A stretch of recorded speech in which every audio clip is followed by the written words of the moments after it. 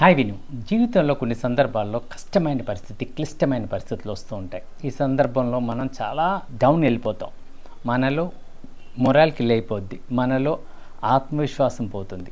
మనం దేనికి పనికి రాము అనే ఒక ఫీలింగ్ వస్తుంది. మన ఒంటరి వాళ్ళం అయిపోతుంది. బాధపడుతూ ఉంటాం, లోన్లీగా ఉంటాం, ఎవరితో కలవం. ఇలాంటి ప్రాబ్లమ్స్ వచ్చి మనం బాధపడే సమయంలో మనం వెతకవలసింది సహాయం చేసే చేతుల కోసం కాదు. సహాయం చేసే చేతుల కోసం వెతక్కండి. అవి మిమ్మల్ని ఏం చేయలేవు. కాకపోతే మీలో ఒక్క శక్తి ఉంది. ఆ శక్తి ఏంటో తెలుసా అండి? ఆ శక్తి పేరే ఆత్మవిశ్వాసం. ఈ ఆత్మవిశ్వాసం అనే సంపద మనకి దేవుడిచ్చాడు, మనలోనే ఉంది.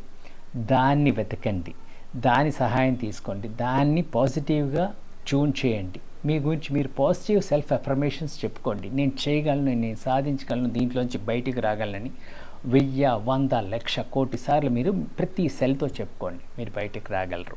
సో ఆత్మవిశ్వాసం అనే శక్తి మనలోనే ఉంది. దాన్ని యూటిలైజ్ చేయండి. ఎవరి కోసమో వెతకొద్దు. ఎప్పుడైతే ఈ ఆత్మవిశ్వాసం అనే మీలో ఉండే సంపదని మీరు తట్టి లేపారో మీరే నెంబర్ 1. ఇంకా వెనక్కి చూడవలసిన పని ఉండదు. Life is beautiful.